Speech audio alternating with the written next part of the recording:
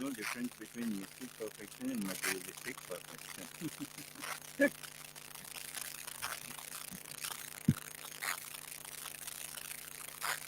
A German scholar once said that the so-called yoga perfections had already been achieved by the modern scientists, and so he was not concerned with them.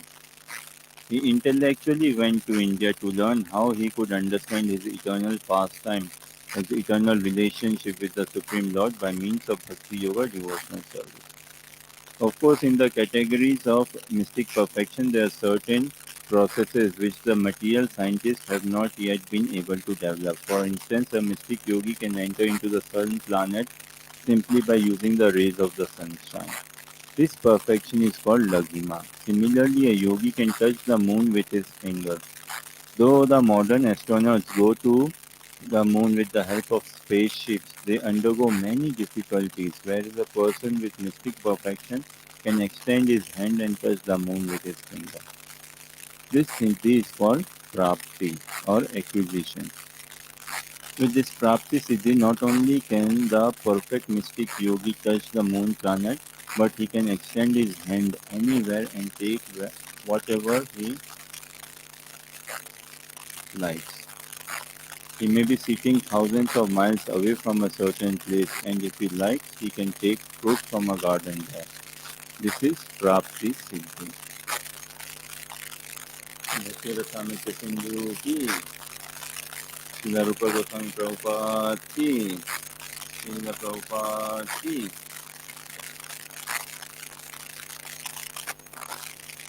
We continue studying Srimad Bhagavatam, Canto 7, Chapter 6, chapter entitled Prahlad instructs his devotees, his demoniacs to him, and today's text is text 8.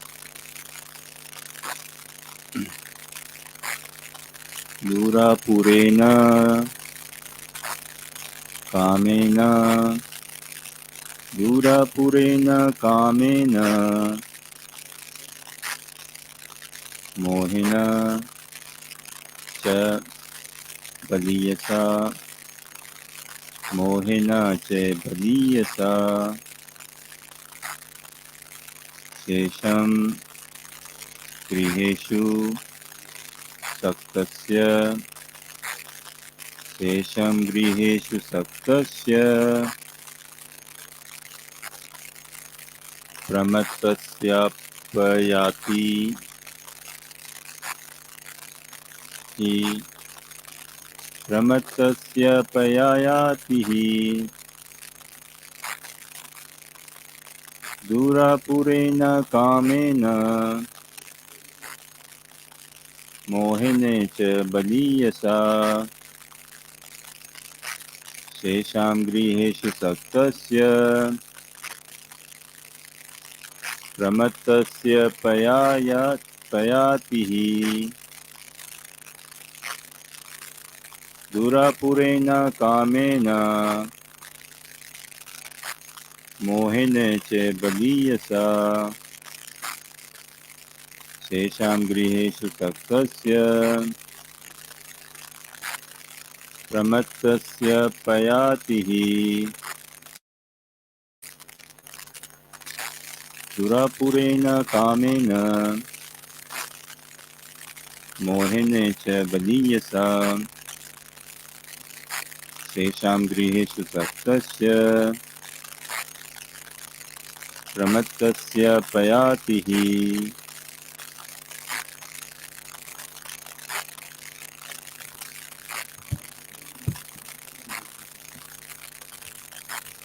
मोहेन च बलीयसा.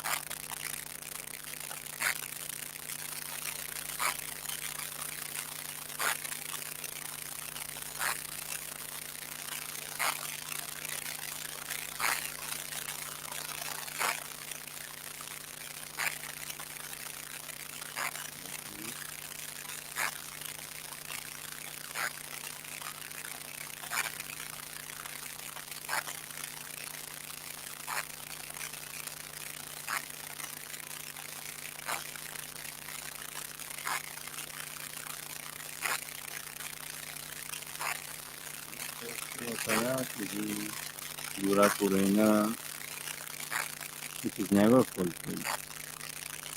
Kamena, by a strong aspiration to enjoy the material world. Mohena, by bewilderment. Cha, also. Baliyasa, which is strong and formidable. Shesham, the remaining years of life. Griheshu, to family life. Saptasya, of one who is too attached. Pramatasya, mad. Apayati, gracefully pass. He, indeed. Translation purport by His Divine Grace Bhaktivedanta Swami Prabhupada ki. One whose mind and senses are uncontrolled becomes increasingly attached to family life because of insatiable lusty desire and very strong delusion. In such a madman's life, the remaining years are also wasted because even during those years he cannot engage himself in devotional service. This is the account of 100 years of life.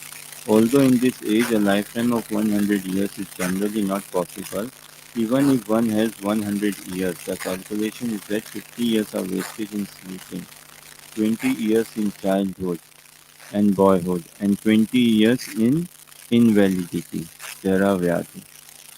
This leaves only a few more years, but because of too much attachment to household life, those years are also spent with no purpose, without God consciousness.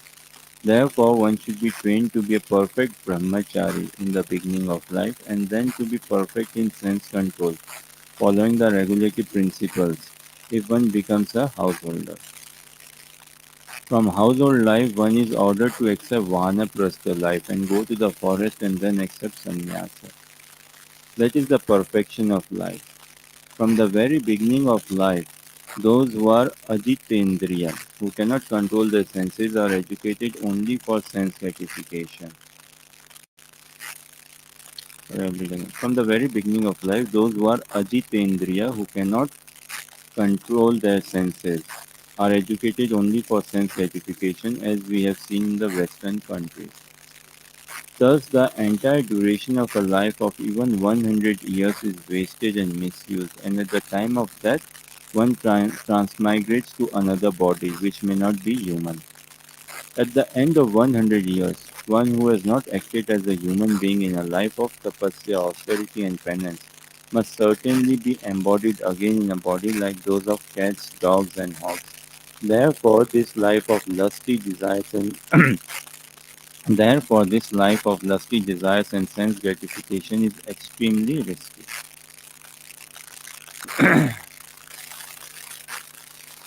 Vairagya Vidya Nija Bhakti Yoga Sikshathameka Purusha Purana Shri Krishna Chaitanya Sharira Dhari Kripam Buddhya Tamaham Prapadye Mukam Karoti Vachalam Pangam Langayate Girim Yati Patanam Bande Shri Guru Dinatarana वाञ्छकल्पतरुभ्यश्च कृपा सिन्धुदेव च पतितनां पावनेभ्यो वैष्णवेभ्यो नमो नमः जय श्री कृष्ण चैतन्य प्रभु नित्यानंद श्री अद्वैत गदाधर शिवासादि गौर भक्तवृंद हरे Krishna Krishna Krishna Hare Hare Hare Ram Ram Ram Hare Hare Hare Krishna. Kindly bless us in the study of Srimad Bhagavatam again and again with somewhat sincerity and humility. We pray that I become the first listener of the message of Mahaprabhu, of the teachings of Srila Rupa Goswami, of the teachings of Srimad Bhagavatam. One day by your blessings I can be situated in a manner desirable to Srila Prabhupada, Srila Rupa Goswami, our Acharya, Chaitanya Mahaprabhu in the service of Guru and Gauranga. The Srimad Bhagvatam is a Prem Bhakti Prasut, Prem Bhakti Udgar Updesh, speaks of the origin of love and helps us understand how to be in a loving relationship and how to take instructions, loving listen, these instructions to bond us into the relationship of eternal love with Lord Shri Krishna.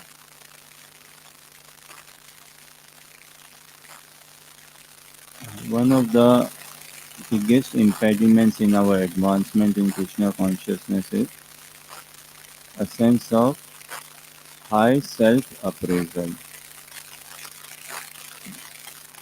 Very big impediment blockage in our advancement in Krishna consciousness.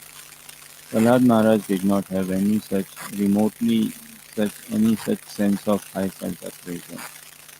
Srila Prabhupada had no sense of any such like high self-appraisal. Hiranyakashipu definitely had a very high sense of his high self-appraisal. That I am the supreme controller, I am the knower, this is how it should be. And he was very fanatic. He was the epitome of fanatism, he was the epitome of controlling, he was the epitome of say nastiness. And even like hearing his personality, Hiranyakashipu, even words fail to describe how, say, notorious he was. But you should always remember, like, then personalities, Hiranyakashipu, Prahlad Maharaj, Hiranyakashipu, and say, uh, Dhritarashtra, Ravana, and all. Like Hiranyakashipu specifically, we know, Ravana, we know, they are eternal associates of the Lord. They are perfectly playing the role in the past tense of the Lord. They are perfectly bringing that variety and joy to Krishna by playing that role, enacting that role in the past tense. And such is the role of actually Yogmaya that even Hiranyakashipu does not know that he is playing a role. He doesn't take like, okay, whatever I'm doing, it is sanctioned, it is allowed. Uh, he's naturally in his, say, Hiranyakashipu consciousness. But for a sadhaka like me, I should not take this as such any close liberty as such. Oh, Hiranyakashipu, he was too off the grid, say, or Dhritarashtra, they were off track and all. You know. Uh, So what we see is like he had a very high sense of self-appraisal, Hiranyakashipu. And Prahlad, he had a very high sense of Krishna appraisal. Hmm. He had a very high sense of dependency on Krishna, ultimate shelter on Krishna. And he was throughout remembering the glories of Krishna, the sweetness of Krishna, and the beauty of Krishna, and what he had heard from his spiritual master. So much of chaos was inflicted upon him, but Prahlad did not get any chaos. Like we see from the life of Prahlad Maharaj, what? Utsahat Nishchahat Dhairyat. He is an embodiment of all of this. Enthusiasm. He had such a vigor and enthusiasm amid such chaos, unimaginable chaos, and Prahlad was continuing to preach. He was still preaching. That shows his character, right? That shows what a personality Prahlad was. He had all the options available in life. All the doors were available open for him to back out, mm, to maybe leave the house or to take the sides of the teacher Sanjay Namarka or Hiranyakashipu. No, but he had firm faith in the scriptures. He had firm faith in the words of his spiritual master. As we see during this pastime, uh, somewhere his classmates ask him, "From where do you speak this? How do you get this knowledge? Are you like one from which secret mission are you? What is going on, sir?" But for Prahlad Maharaj, it's like I'm just repeating what I've heard and I'm just seeing it live experience. Well, one thing is we hearing, okay, yes, like this particular translation as well. Someone hearing it may find it, oh, is it too over the top or is it like a bit of an exaggeration? But nothing is exaggeration in Srimad Bhagavatam. One can see it. And again, one need not experience everything. That okay, once I get into such a materialistic life of heavy uncontrolled desires and strong attachment, then I can maybe learn out of it and I can experience ourselves. No, this is not the message of Shastras. This is not how we learn. Real learning is when we listen and we follow with faith. Hmm. We put that faith into practice, we listen and we follow. So Prahlad Maharaj, he did not complain, rather he was compliant to the teachings of his spiritual master. He was compliant to the message of the Shastras, to the message of the Vedas, to the message of Srimad Bhagavatam. He was compliant to remembering Lord Shri Krishna. And a sadhaka's attitude should be, if we really want to develop attachment, if we really want to see, Mahaprabhu has given us this teachings, right? Ultimate teachings, Srinadapi Sunitena Tarorapi Sahinsmina Amanina Mandina Kirtanya Sadhari. And on our part, now we have been so blessed to be in this divine transcendental association of devotees. We need to actually make this a reality. We need to glorify this. We need to make this happen. And Prahlad, he took this as an opportunity to be really tolerant, to be really humble, and not complaining. If we really want to go into a space, go into a zone wherein we enter a trance, wherein we enter a situation wherein we are continuously doing Kirtanya Sadahari, wherein we are throughout chanting, remembering, glorifying Krishna, then we have to come out of a complaint zone. And Krishna is too difficult to handle. So one has to actually give up complaint zone. And if one gives up this complaining attitude, then one can see the sweetness of Krishna, the beauty of Krishna altogether. Prahlad, he did not have a sense of any self-appraisal, self-appreciation, how good am I, how good have I been doing, or any of such things. And for us as well, introspection is good thing, but when that introspection leads to a sense of self-appraisal, that yes, I've been doing this much good for these many years, I've come a long way, and I've distributed this many books, raised this many funds, made these many cookies for the temple and all. So we could easily be distracting ourselves. What is an advancement in Krishna consciousness? To literally realize that I've come a long way, or to realize that how far off am I still from Krishna? How long is still the route? In English, there is a saying, I don't know how common popular it is. They say there is many a slip between the cup and the lip. There's many a slip between the cup and the lip. And I find it quite appropriate in our practice of Krishna consciousness. How much kind of say the cup and me drinking the cup say of herbal tea? How much distance as such? Not much, but there's many a slip between the cup and the lip. Likewise, for me to advance in Krishna consciousness, how long does it take? It doesn't take any longer. It shouldn't take any long. It need not take any long. But there's so many distractions, so many distractions.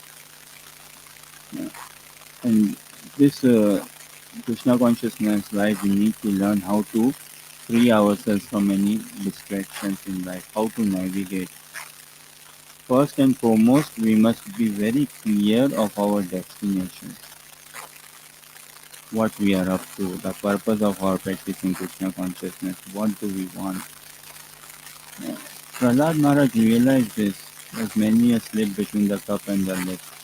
Although he was in continuous remembrance, but he never lost his focus.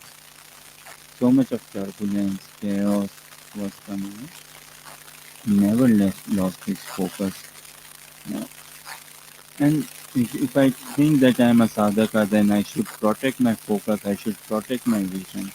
If I lose sight of the destination, if I lose sight of the goal, if I lose sight of the focus and the vision, then I'm not actually kind of understanding the mood and the message of Mahaprabhu. Uh, all of us have been definitely blessed. We cannot deny that we have not been blessed or we are not blessed. But we are definitely blessed, tremendously blessed rather. And now is a journey to make ourselves fully blessed, become completely fully blessed. And how do we become fully blessed? By keeping that focus, by keeping that mood.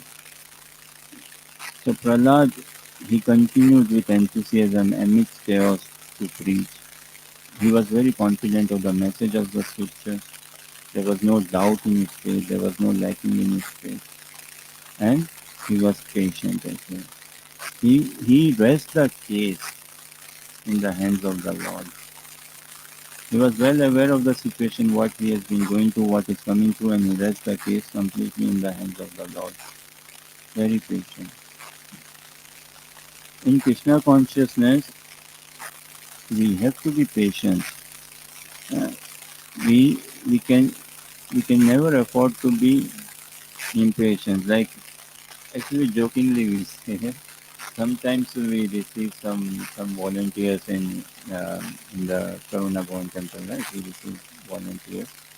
Now imagine some volunteers come and we, and he says, okay, you guys are Hare Krishna, right? You love Hare Krishna and you do some programs and classes and this, right? You try to teach your life. Okay, teach me how to be patient.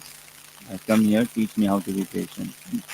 I want to learn patience. Can you give me a seminar? Can you give me a presentation? Can you give me some, throw me some points and make me patient like that? But it doesn't come like that. And some a devotee may ask, okay, so can you wash pots? No, I've not come here to wash pots. I've come here to be patient. Can you teach me patience? First, teach me how to be patient. I can wash pots later on. Okay, can you clean up after the prasadam hall, please? No, I learned. This is spirituality. I thought you are a spiritual person. I thought you live in a temple. I thought you teach this how to be patient. Why are you asking me to clean after prasadam hall? Why are you asking me to wash the pots? No, I want to be zen, you know. I want to be peace. I want to be counsel. I want to be patient. Once I have become patient, then I will wash the pots and everything. It doesn't work like that. It doesn't work like that. So Prahlad Maharaj, he was truly patient and full of enthusiasm, full of confidence. And he was desperate to see Krishna. He was completely desperate to see Krishna. He was seeing Krishna, whatever was happening in his life, he was seeing it as the hand of Krishna, as the plan of Krishna, as the will of Krishna to help him come closer to him.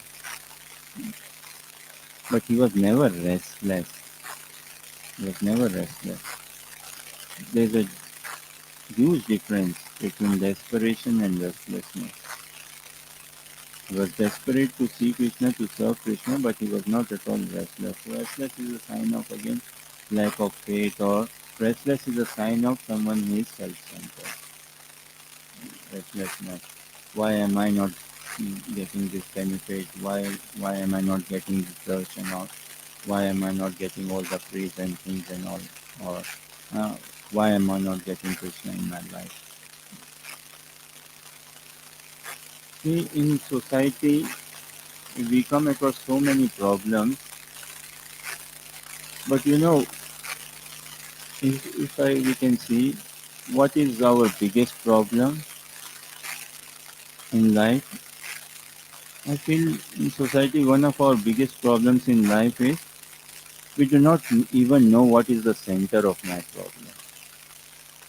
Sometimes this is a problem, sometimes that is a problem, and sometimes it becomes so problematic to find out actually what is my problem. It becomes very problematic to find out. And the mother of all our problems, or our only problem or root cause of our problem, is this: what? Self obsession. Self obsession. That I'm a better devotee, I'm an advanced devotee, good devotee, uh, I can give class, I give classes. So much so, I mean, it can be very ironical or too lethal if someone considers himself to be liberated. I'm a liberated soul. If one in one's heart actually, yes, I'm a liberated soul, I admit it. And then if one speaks out, wow, that's taking things way too far. So Prahlad, he was not at all self-obsessed. He was not at all self-obsessed. He was not going through any of these problems. And he took this ownership, he took this responsibility, ownership, and this service attitude. Na? Even amidst chaos, he was preaching to his classmates, who were all from demoniac families actually, and who were all more nicely trained in the teachings of Hiranyakashipu. And um, as it says, like Vaishnava is, who is a Vaishnava? Vaishnava is one who is para dukkha dukhi. Prahlad was never disturbed or upset because of the troubles he had to go through. He was more disturbed and troubled, or he was disturbed and troubled because of the hardships others, his schoolmates, had to go through. Shri Shri Khorankai Mayapur Sashi Ki.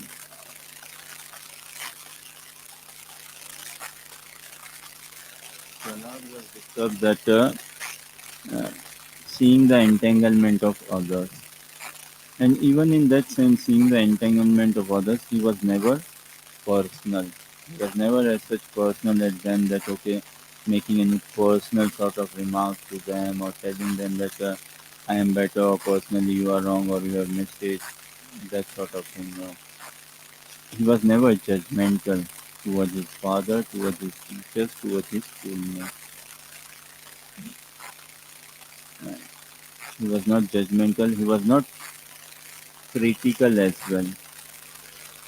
I don't know, like critical in the sense he was not. He was completely beyond right and wrong. Actually, Prahlad Maharaj. He was not. Although he was stating that this is not right, this is wrong, and this is right, but in his consciousness he was beyond this duality of right and wrong, and this is why his preaching was so effective. But we also have to preach effectively, the way Prabhupada desires. We have to come out of this duality of right and wrong. Then only we can deal with our guests, our audience, uh, in a proper Krishna conscious way. So, and human life is valuable. How much time we have is very valuable, extremely valuable. We all are not. Uh, we all are getting closer to that. All of us are getting closer to that. And see, someone in 20s has a consciousness of 20-year-old. Someone in 30s, someone in 40s. Many of my family members, and this is not just this is around the globe, no? In their 60s, in their 50s, what a consciousness level in their 60s. Many of my family members, ladies, females, say in my family, wider and closer family, in the 60s plus, but where is the consciousness? It's in sari or jewelry. Heavily sari or jewelry. And many of my again family members in their 60s, where is that consciousness? Money, politics. That as people grow up, there's this thing as well. Naturally, like feel like okay, I should be respected or I should be given that respect. He did not tell me, he did not ask me. I should have been informed. They did not inform me. All such things come about. So one day, maybe I could well be touching 50, I could maybe touching 60. Now it is for me to work out where would I want to see myself. If I touch 60, what would be my consciousness level say? How would I want to shape up my life? Where do I want to see myself? Very important, very critical. And the time has to come wherein more and more deep engagement in bhajan, more and more deep engagement in sadhana, more and more deep engagement in the service of Guru and Gaura. A mood has to be built up all together.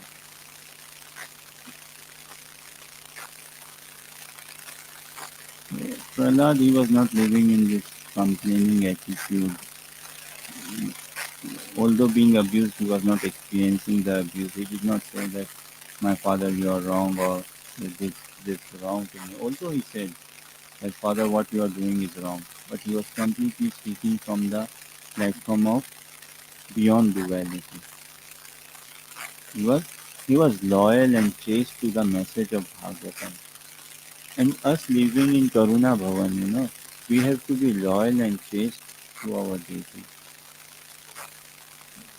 Whatever we do, deity should be at the center, should it not?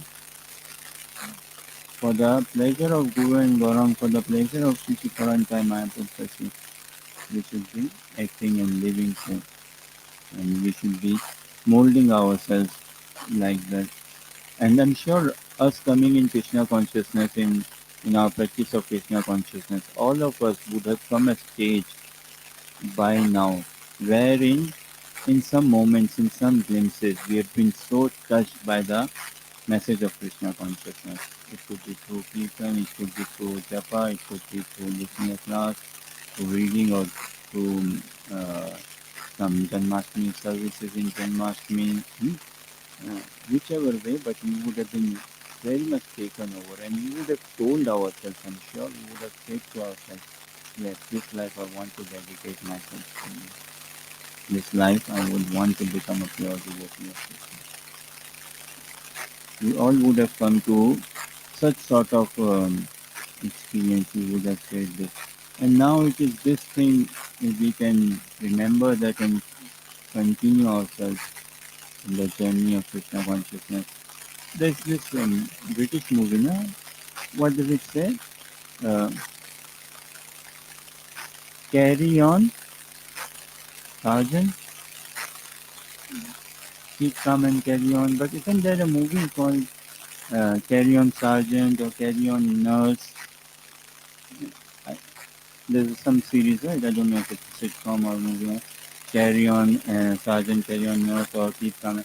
Now, society also speaks like this, okay, carry on, or good things. But there's a slight catch, or maybe a big catch. For us to carry on in Krishna consciousness, okay, whatever is going on in our personal life. But our carrying on in Krishna consciousness has to be a different mode altogether. Our carrying on in Krishna consciousness is to attain the spiritual world, is to attain the eternal kingdom. And that also not for my personal joy. Okay, yes, if I attain the spiritual world, then okay, I got rid of birth, that old age disease. No more going to school, no more applying for jobs, no more looking for an interview, no more of those hassles and all. No, that can never be our motivation. Our motivation living in this life, we have to live our lives purely to bring joy to Guru and Gauranga. That should be the motivation. And we have to extend this in practice, in action. And when this becomes our wholesome consciousness, a mood comes about, then naturally our entrance into the spiritual land, into the eternal land has become natural. So ours is not just like keep calm and carry on, or you know, ours is a different level of keep calm and chant Hare Krishna. But we are aiming for the eternal run, eternal engagement. That is, and such a huge responsibility. For someone who is a preacher, it's a big responsibility. Every devotee carries responsibility, it's a big responsibility, individually and collectively as well say. And there's someone as a temple president, big responsibility. And a temple president has to see that, okay, it's not just an individual journey, he's taking the temple together. So that decision making, that he's working or catering for the needs of uh, so many devotees at the same time. And this needs is not material needs like. This is completely spiritual, looking into the spiritual advancement, into the spiritual needs, that what will help the sadhaka grow in Krishna consciousness. Not a uh, this short vision, yeah? And those temple presidents, such heavy responsibility they carry, and it's like in a way it is like the life of a sannyasi, or in terms of surrender, in terms of dedication. You cannot be just a bit idle or a bit lazy and take on like that. And personally, again, I feel very blessed to be in Karuna Bhavan, amongst devotees, and some devotee like Panchatattva Prabhu.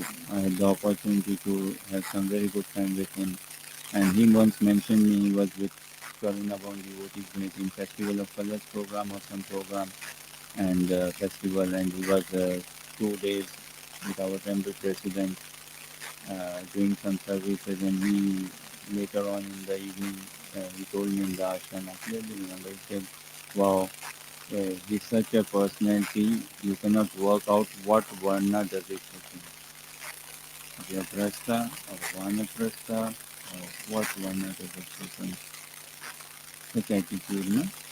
And it is not something like a post we take on our this thing. It's not a post of a privilege in the sense, okay, yes, I'm very privileged, or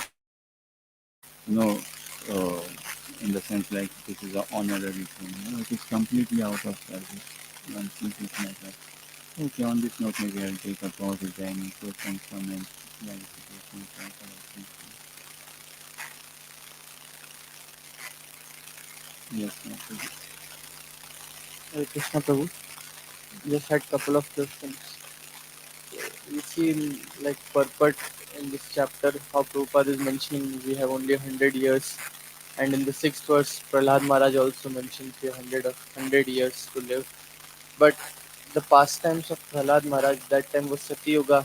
Isn't that like people were living hundreds of thousands of years at that time? Hiranyakashipu was like hundreds of thousands of years old, and natural age was people was living in thousands of years.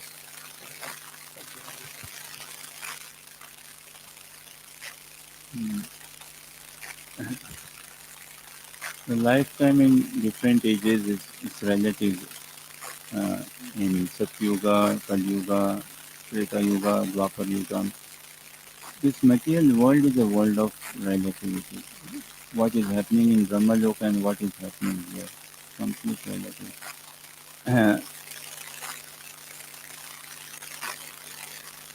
Brahma Magnam, na? Those who are situated in Brahma Magnam, as in this impersonal meditation, and also the pleasure also they derive is completely relative.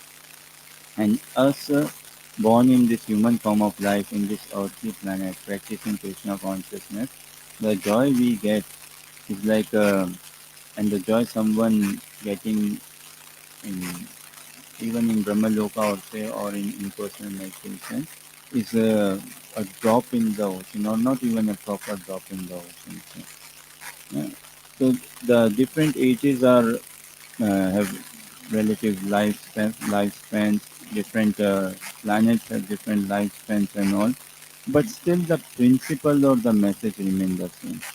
In 100,000 age, so that tapasya also what they do is a longer duration of tapasya, and 100 years age as well. And what we see like first 10, 20 years wasted or say not utilized properly, like growing up and all, and last 20 years again not utilized properly, and whatever is between is a life of deep responsibility. So even like say 100,000 years, still it is a life of huge responsibility. And so much so, again, there's a many a slip between the cup and the lip.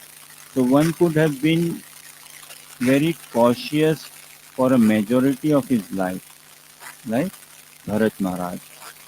So much cautious for the majority of life, retired and everything, but he lost focus towards the end. Towards the end, he lost focus, and then he had to again return there. He couldn't perfect his life, that very lifetime. So, 100 years or 100,000 years is it is fine, but thing is having a momentary focus or every moment sort of focus, building on that focus to keep up our focus as such. Now, the life of Brahma is also 100 years, but when we calculate in our earthly calculation, it becomes slightly more than 100 years. It becomes a few hundred years. But likewise, 100,000 or this, you see the life of an ant as well, or the life of a human being. So sometimes these stats or these numbers, they are relative numbers as well, and cannot be easy to interpret or easy to take it on. But in principle or in message, it remains the same that based on whatever age, hmm, whatever lifespan we have been given, is a fair enough lifespan for us to advance and perfect our Krishna consciousness. Does this answer your question? Just one more question. Sorry. So you were saying that one should not think, okay, I'm liberated now. Like you were saying something on those lines. So just a question, not for of course myself, but in general. So somebody we see, taking sannyas and starts accepting disciple. So if one doesn't come to this realization, okay, now I'm liberated, how can he, start taking on? Because we see that our Guru Maharaj or our spiritual master, he's there, he's liberated, and we take his shelter. So how can then that personality come into this understanding that okay, I can start taking disciples now? Thank you, So Dasa. Nice question. In Krishna consciousness, we are left with only one choice to love and serve Krishna. We have only one business in Krishna consciousness, which is what we are a businessman, right? We have only one business in Krishna consciousness, which is what? We have only one business in Krishna consciousness to mind our own business. So, for us, every other devotee is a senior devotee, especially living in a community. Every other devotee is a senior devotee. And what to speak of stalwart devotees, those who are actually spiritual masters. We have to see them in that life. See, in this life itself, if we cannot see a single person as a Krishna conscious, evolved Krishna consciousness, as a Paramahansa in life, what confidence will we get to Krishna if we are put up in the spiritual world? Imagine for a drama as well, one day if we are let into the spiritual world, can we sustain? You know, many times we say, oh, Guru Maharaj teach us Krishna prem, Guru Maharaj teach us Krishna prem. There's no stopping Guru Maharaj is doing, but are we ready to take that Krishna prem? Can we handle that? It's way more shock than a 440-volt current. We won't be able to handle it. So we need to grow, we need to prepare. This reminds me of one thing. Once we were in Bhaktivedanta Manor, Guru Maharaj was in Manor. He was visiting on his way to America. So we were in the reception area in Manor and going through some books or something. And some devotee, some gentle devotee, he came to Guru Maharaj and he maybe offered flowers or something. And he was speaking and he said like, I've been serving in Manor for 40 years. I'm a lifetime member, serving for 40 years. I brought my neighbors as well. And very nice soul. And he was saying, to tell you something, Maharaj, tell you something, Swamiji, I have seen there's no pure devotee in ISKCON now. There's no pure devotee in ISKCON now. So, Maharaj, you know what he replied, Maharaj? Who is stopping you from becoming a pure devotee? If it is really troubling you so much, if you are really so much that, okay, Prabhupada gave us so much, and then there is no one a pure devotee and all, then who is stopping you from becoming a pure devotee? You become that pure devotee. You show that light, huh? And one should not say like this, there is no pure devotee. Saying like this is like then you don't have a pure vision to actually see a pure devotee. Have you got that pure vision to see a pure devotee? No? Pure devotees are still the very fact that sun is rising.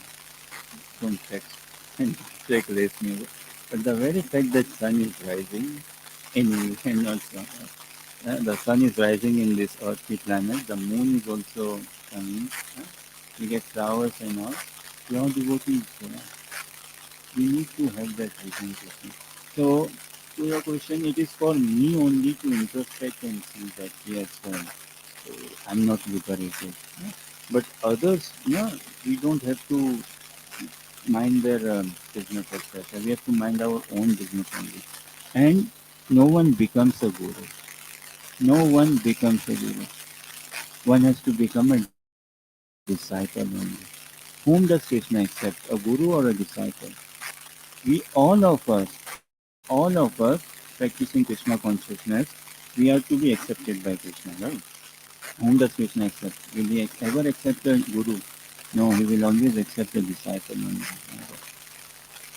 So Arjuna said, "Na Sishyasya Hamsadi Mam Swam Prapanam," that opened the doors of attaining Krishna for him. Bhakti Siddhanta Saraswati Thakur Prabhupada Maharaj had said, "One who considers himself to be a guru is a gori, is a person in sheer ignorance." So it is not again taking the post of temple president or these posts, na sannyas or that initiating guru. It is, and they don't see that it is like okay, fine, I get to relish now, I get to enjoy now. No? It is not at all a post of privilege or in that sense. It's a post of complete commitment. And when we grow in our consciousness, humility will arise. Humility will arise. And it is all for service, for the mission of Guru and Garam, for the mission of Mahaprabhu, Prabhupada. Bhakti Siddhanta Saraswati Thakur Maharaj himself said na, that he had one devotee, disciple perhaps, or a devotee who used to come to the ashram. And every time he used to come, he was like, this is wrong, that is wrong, very critical minded. And when he passed away, Bhaktisiddhanta Saraswati Maharaj was literally crying. He was crying that, oh, he was my only well-wisher, and I have lost his association now. Who is going to correct me now? So it's a different mood altogether.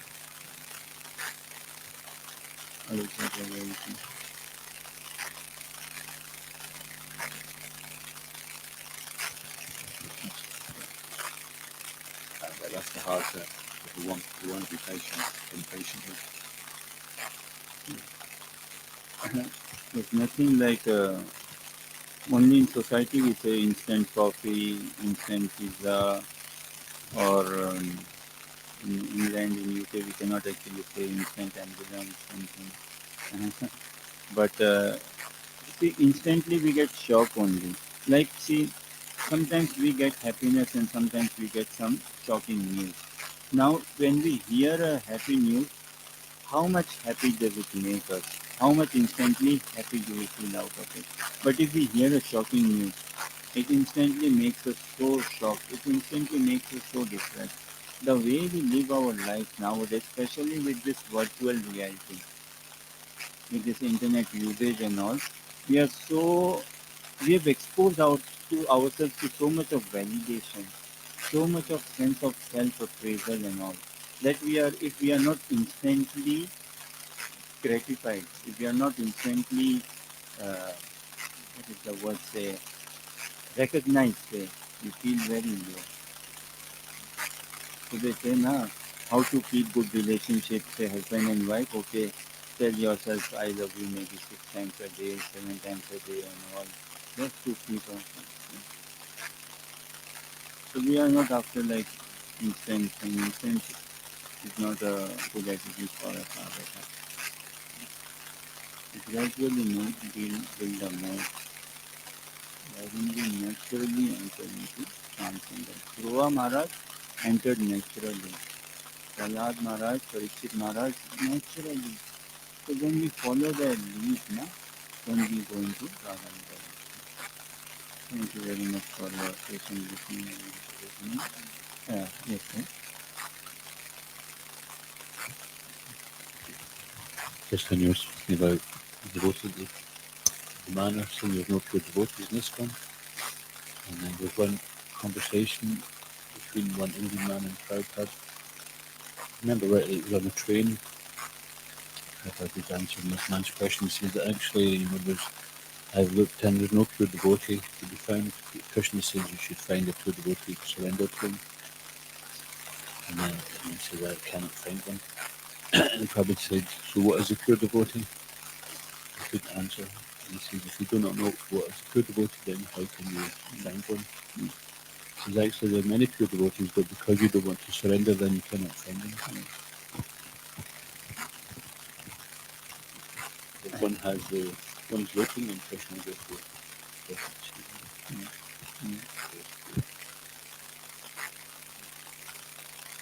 Percentage mundane reason we can never understand, and it is actually an individual's prerogative. Everything is given to us. Now it is up to an individual how much he wants to perfect his life. Bhagavatam Mahapuran की पतित पावन श्रील प्रभुपाद की जय गौर Premanand. His Grace Ananda Vigraha Prabhu ki